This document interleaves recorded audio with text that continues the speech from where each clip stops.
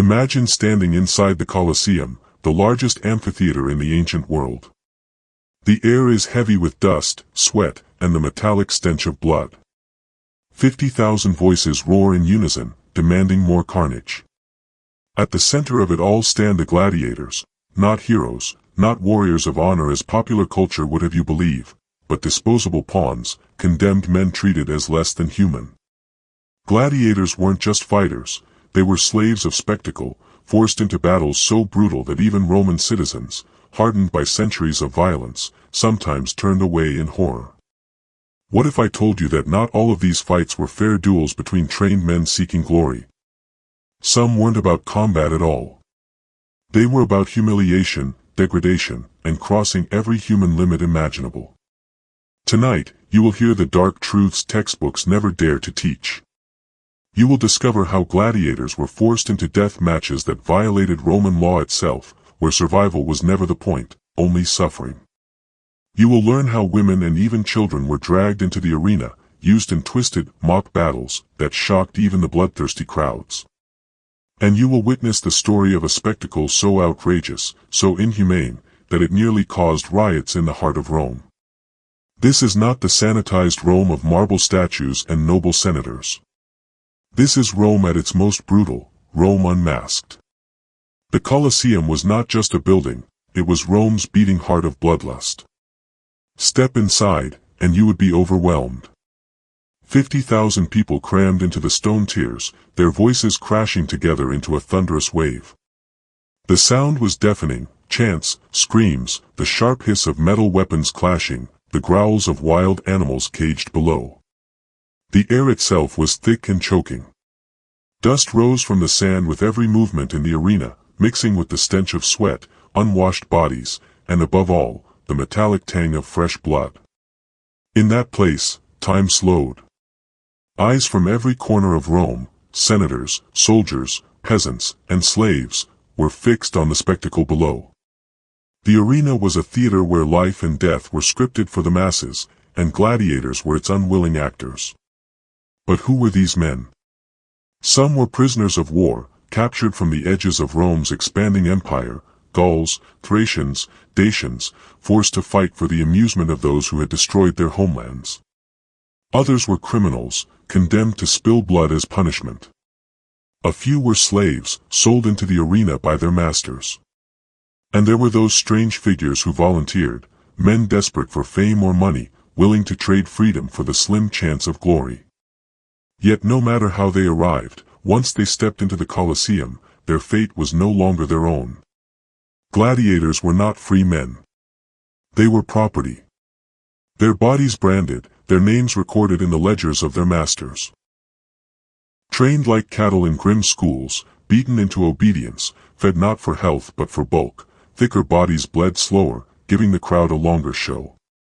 They were forced to fight under the blinding sun, sometimes after days of brutal training and deprivation. And the games were never just games. For the emperors, they were weapons, political tools to control the restless masses.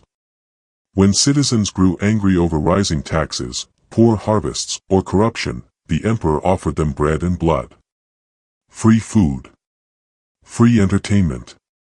A distraction so powerful that, for a few hours, people forgot their hunger and their grievances. As long as the Colosseum sands were red, Rome's throne remained stable. But do not think of these fights as the noble duels you see in Hollywood films.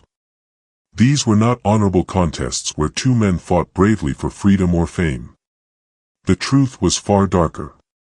These were orchestrated massacres, carefully designed to shock even a hardened Roman crowd. Sometimes the outcome was fixed before the fight began. Sometimes weapons were tampered with, making it impossible for one gladiator to defend himself.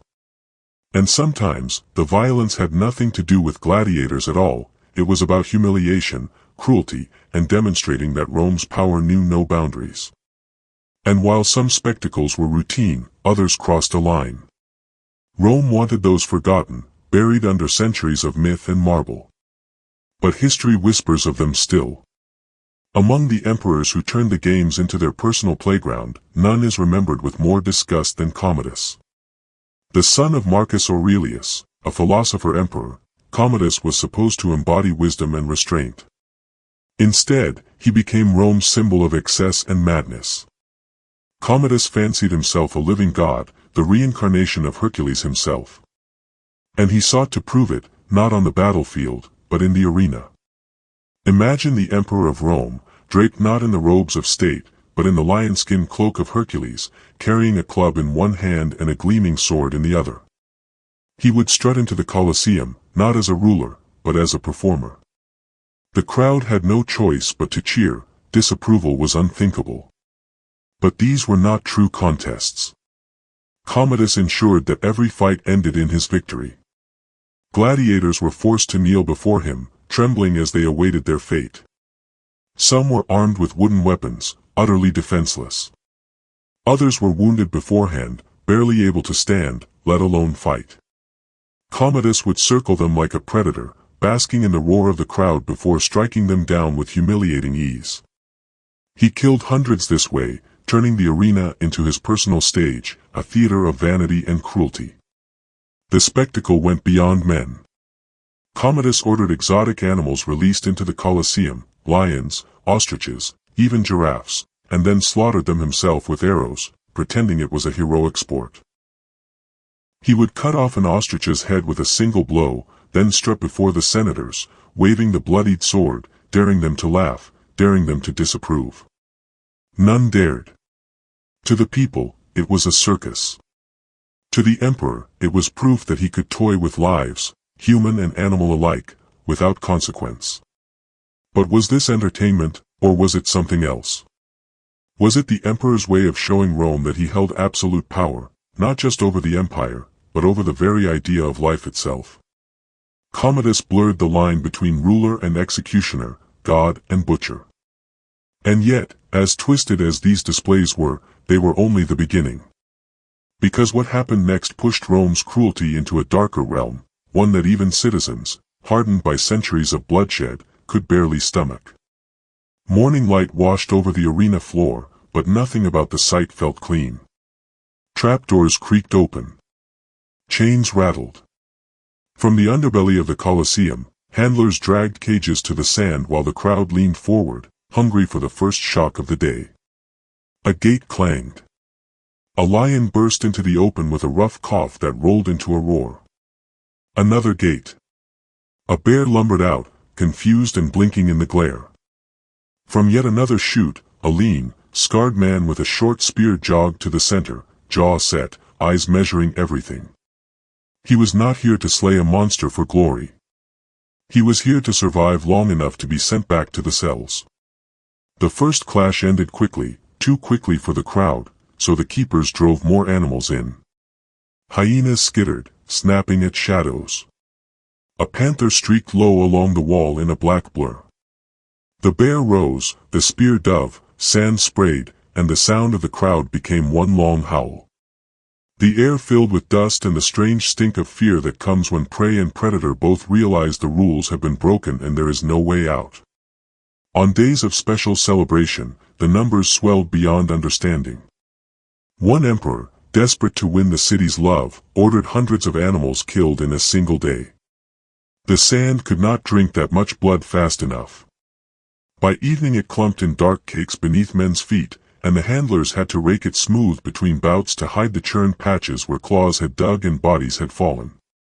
The crowd loved the rhythm, release, chase, strike, cheer, until the rhythm turned repetitive, and then they demanded variation. Two beasts at once. 3.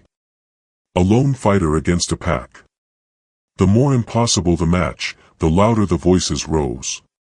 You could watch a man's courage crack in real time as another gate opened and the thud of a heavier body told him the balance had tipped again, and again, and again.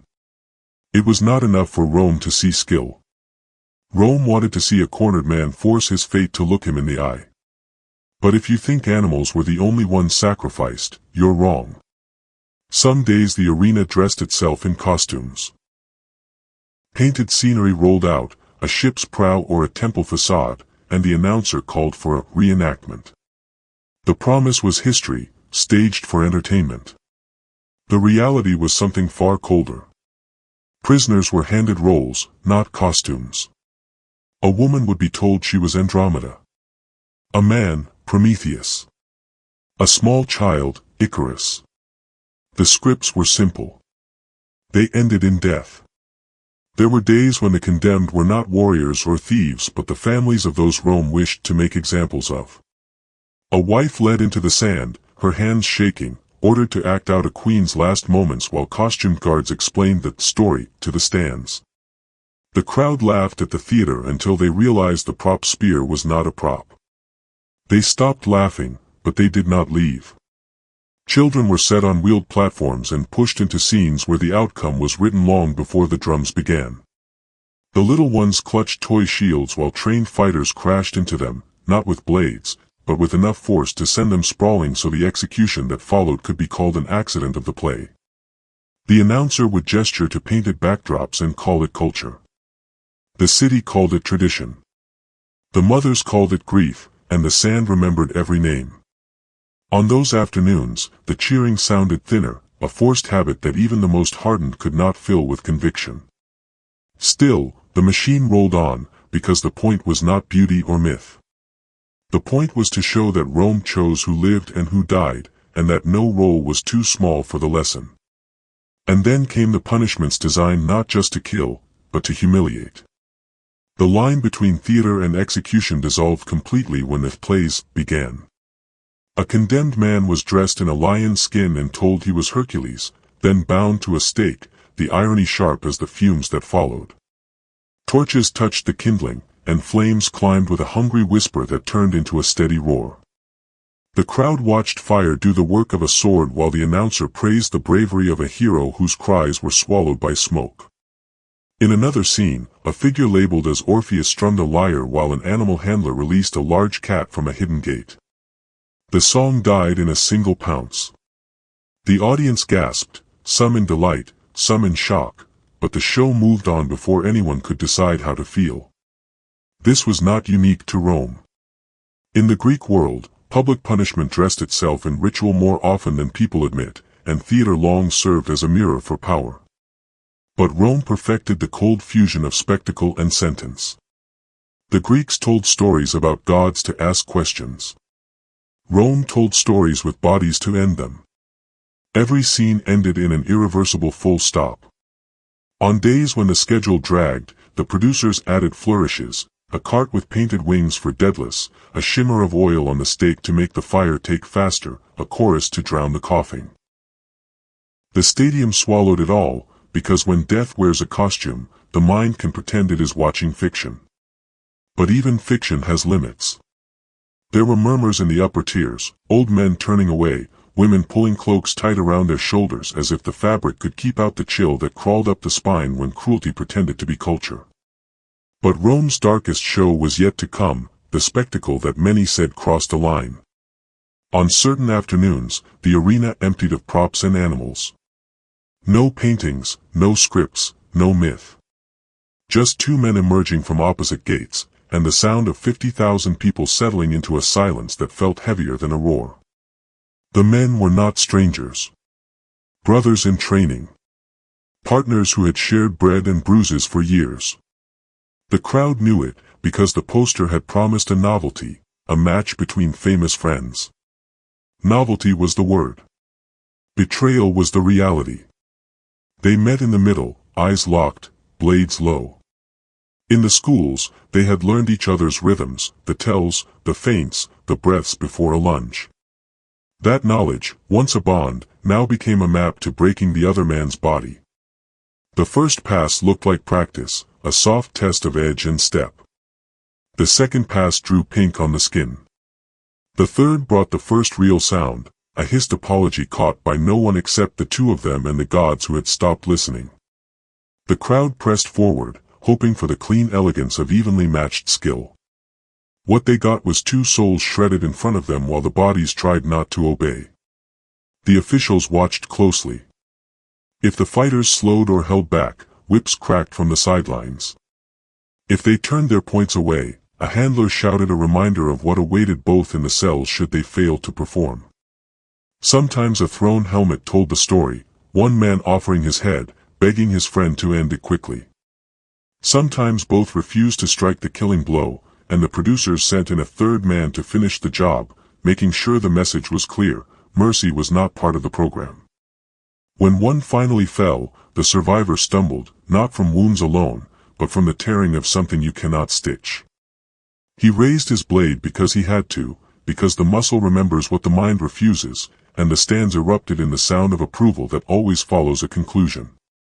Then he looked down at the sand and saw his own future drawn in the dark line around his friend's body. This was more than blood sport, it was psychological warfare. The arena taught Rome that loyalty could be broken on command, that love could be turned into a weapon, and that power was not just the right to kill, but the ability to make you do it for them. The air in the Colosseum that day was thick with tension. For once, the usual chants had quieted to an eerie murmur. The audience, accustomed to bloodshed, had seen it all. Beasts slaughtered by the dozen, gladiators maimed for sport, and entire families torn apart for spectacle. But this was different. The whispers among the spectators grew louder, and a strange unease washed over the sands. They were told it would be an unprecedented event, a one-time spectacle to make Rome's power unquestionable. No one could have known just how far it would go. Emperor Titus, already infamous for his brutal reign, had announced this day would mark a new era for Rome. The games were to be unlike anything seen before, a culmination of Roman strength, of glory, and, above all, of power. The idea was simple: orchestrate a mass slaughter, but not the usual kind. This time, the lines would be blurred. The fighters would not be gladiators, slaves, or criminals. They would be prisoners of war, specifically captured rebels who had defied Roman rule. This wasn't just a fight. This was a public execution that was meant to humiliate Rome's enemies before the crowd, to make them understand who was in control. The crowd sat in silence for a moment when the gates first opened, eyes widening as dozens of prisoners, their hands bound, were led into the arena. They were unarmed, barely able to stand, many of them bleeding from the brutal journey to the Colosseum. And yet, there was a certain tension, a strange anticipation, as the emperor himself entered the royal box. His smile was that of a man who knew he was about to make history. He wanted to show that not even death could hide the absolute cruelty of his empire. What followed was nothing short of monstrous. The signal was given, and the prisoners were forced into a chaotic frenzy: no weapons, no armor, no means of self-defense. Titus ordered the execution to be performed in front of the entire Roman populace as a lesson in power. In a staged sequence, these prisoners were hunted like animals. Roman soldiers, armed with spears and whips, moved through the mass of prisoners, forcing them to fight each other for survival. There was no strategy, no structure, only the harsh reality of a few lives spared for as long as they could run.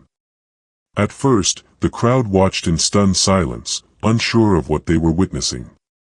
Then, like a wave breaking, the cheering started. But it wasn't just a cheer, it was a roar of approval.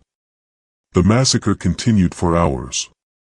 Bodies piled up on the sand. And as the gladiators in the stands were forced to execute prisoners for their entertainment, the cruelty escalated. No one was safe. Even the soldiers, who had been given orders to finish the job, were caught in the frenzy. Some broke rank, disgusted by what they saw, but they were quickly silenced. The day had become a ritual of cruelty. It was no longer just about entertainment, it was about making a statement so powerful that no one would dare question Rome's rule ever again. The climax came when a few prisoners, who had somehow survived the chaos, were dragged out into the middle of the arena and shackled. What happened next was so gruesome that even the bloodthirsty crowd began to fall silent. The emperor ordered the final executions not by sword or spear, but by fire. In a twisted mockery of human dignity, the condemned were set alight, their screams lost in the roar of the flames. The audience watched, transfixed, as the bodies burned in front of them, knowing that they were witnessing not just death, but the destruction of any notion of mercy. Why don't school history books teach this? Because it changes everything we thought we knew about Roman civilization. It's easy to look at these ancient spectacles and dismiss them as relics of a distant, barbaric past. To think, that was then, we've evolved beyond this. But have we really? When we turn on the television, watch a film, or cheer on a violent sport, we may not be standing in an arena with lions, but we are witnessing something very much like what the Romans did, entertainment through suffering. Roman emperors understood one key thing: people don't just crave pleasure, they crave power. And nothing exerts more control than the ability to make people watch, helplessly, as others are broken for their amusement. Fast forward to today. We no longer watch gladiators spill their blood for sport, but how many of us are glued to shows, films, and games that thrive on violence, conflict, and humiliation? When we turn on a violent film, when we cheer on a boxer, a wrestler, or a mixed martial artist, how much different is it really from what Rome did? The entertainment is sanitized, of course. The players are consenting. But the thrill, the bloodlust, the exhilaration, remains unchanged. The same surge of power the crowd felt in ancient Rome is still felt today in our own arenas, our own screens. Rome's cruelty didn't just influence its time, it set a precedent that echoes through history. It shaped not just how we view punishment, but how we view control, entertainment, and justice itself. When we watch extreme sports or violent films, are we really that different from the Romans? Are we just safer in our brutality? Or have we, as a society, become more skilled at masking the violence we still crave? It's unsettling to think about, but perhaps that's the point. Perhaps, deep down, we're not so different from the people who cheered in the Colosseum. Maybe we've just learned to put a screen between us and the blood. The line between ancient cruelty and modern entertainment is thin, and sometimes, it feels like we're crossing it without even realizing it. So, as you sit back and watch the next fight or the next blockbuster film, remember this: power does not always need blood to thrive, it needs only an audience. We've pulled back the curtain and exposed the darkest side of Rome's games, the blood, the cruelty, the spectacle so inhumane it left even the most hardened Romans questioning their own empire's soul. But was Rome truly the worst? Or was there another empire that took brutality to an entirely new level, one even more horrifying than anything we've seen today? Rome's games may have left a legacy of bloodshed, but could it be that another civilization took cruelty to extremes so grotesque, so unimaginable, that the Colosseum would seem like child's play by comparison? In the next chapter of history's forbidden side, we'll uncover the empire that went even further than Rome, the one that not only perfected violence but made it a religious duty, a sacrament of terror. What they did was so monstrous, so scandalous, that the echoes of their deeds have been buried for centuries, carefully hidden by those who feared the truth. But in the next episode, we'll bring those secrets to light. You'll hear stories that will challenge everything you thought you knew about ancient empires. So don't miss it. Subscribe now, and be the first to uncover the empire that turned cruelty into art, and why their secrets stayed hidden for so long. Trust me, the horrors we're about to explore will make even the darkest tales of Rome seem tame.